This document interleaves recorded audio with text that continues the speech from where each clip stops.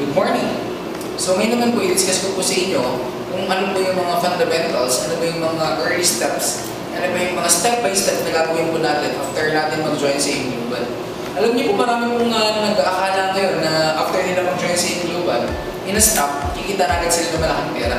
Akala nila ganun kadali, akala nila hindi nila kailangan pag-aralan yung negosyo. Ang akala nila, kapag kasali, makabili din agad ng bahay, ng kotse, at ng mga resulta ng gusto nila. Ay hindi nila alam. Marami pang kailangan kang gawin. Mga early stage, early step po ninyo, basic step na kailangan mong gawin at pag-aralan the moment mag-join ka sa AIM Global. Okay? So alam niyo guys, ang negosyo ito, this will be very, very hard. Ito po yung mahirap kapag hindi mo siya pinag-aralan. And bilang po itong AIM Global ang mahirap kung hindi mo pinag-aralan, ano mang negosyo, ano mang trabaho, ano mang klaseng ginagawa mo, it will be so much hard kapag hindi mo siya pinag-aralan. Pero anumang bagay, kahit po yan gano'ng kahirap, the moment na pag-aralan mo, madali mo siyang gawin at madali mo din matutunan. Alam niyo guys, bago mo ito mapag-aralan, bago ito matutunan, kailangan expose ka muna sa napakaraming trainings. Okay? Pero ano ba yung mga trainings na kailangan nating attendan the moment mag-join ka sa AIM Global? Number one, you have to attend the basic OPP. Sinabi OPP, para po sa mga kaalaman mo ng lahat. OPP stands for Opportunity Plan Presentation.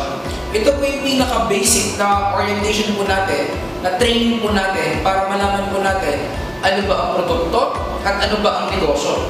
Paano ba ang kitaan? So guys, it answers the question, what? Okay? So guys, after you have attended or watched OPP, pwedeng online, pwede po sa through DVD, pwede po sa seminar if you want to attend. So guys, after mo mag-attend ng OPP, alam mo na yung basic product and marketing plan. Next step naman, kailangan kang maka-attend at kailangan mo malaman, yun pong NDO. Pag sinabing NDO, it stands for New Distributors Orientation. Pag sinabing NDO, ito naman yung sumasagot na tanong na paano ko ba sisimulan? Ano ba yung kailangan kong gawin? Ano ba yung kailangan kong matutunan? Ano ba yung kailangan kong i-practice? Okay? Paano ko siya gagawin ng tama? Paano ko siya gagawin? At paano ko siya i-work out para sa ganun, hindi ako mahirapan. So guys, ang NDO, ito po natin kung ginagawa. It is a couple of NDO ang tawag po dito. Although, introduction pa lang ito for NDO. So guys, mahalaga po na matunan po natin kung paano. Alam niyo kung bakit guys, ano bang bagay na madali din po yung mahirap kapag hindi mo alam kung paano gawin.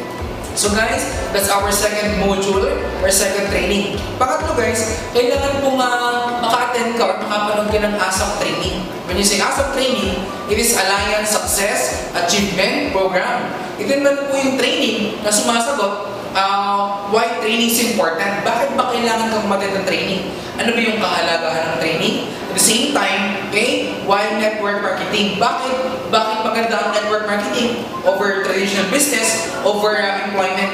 It answers naman kung paano mo i-defend yung negosyo mo sa mga prospects mo. And of course, okay, yun pong mga pag-aralan po sa ASAP, is po tinatawag po natin na advantage ng Alliance Motion Global sa iba't ibang network marketing company. Alam niyo guys, hindi naman lang po AIM Global ang network marketing company sa buong Pilipinas and even the whole world.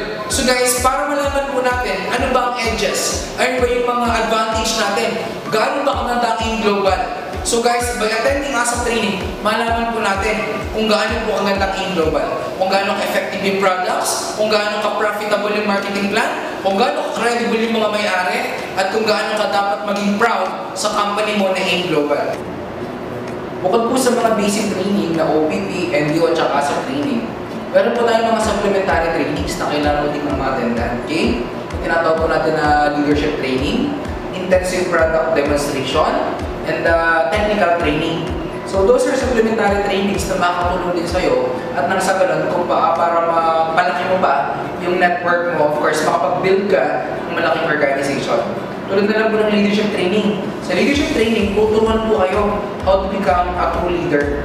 Okay, tuturo po sa inyo ng mga trainers natin, ng company, kung ano yung mga qualities, attributes ng isang leader. At the same time, sa intensive product demonstration, i-discuss naman po ano ba yung mga minute details, yung mga detalyado na components ng products natin kung bakit siya magaling sa particular na sakit. And of course, sa technical training, malaman po natin yung yung mga details to operate our website. So pag-encode ng mga products, para malaman po natin yung mga point system, kung maganda na po yung kinikita po natin, kung paano mag-encash, that will talk about technical training. Maganda yung mga trainings natin, lahat naman po siya available, okay, on mga videos na ikakonduct po natin.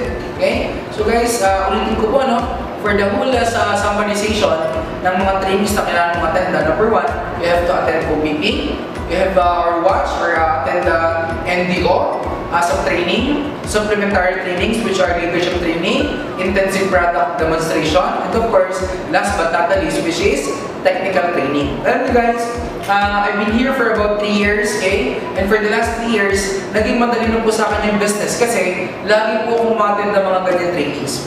At yung pag-attend ng trainings, hindi ka dapat nagsasawa.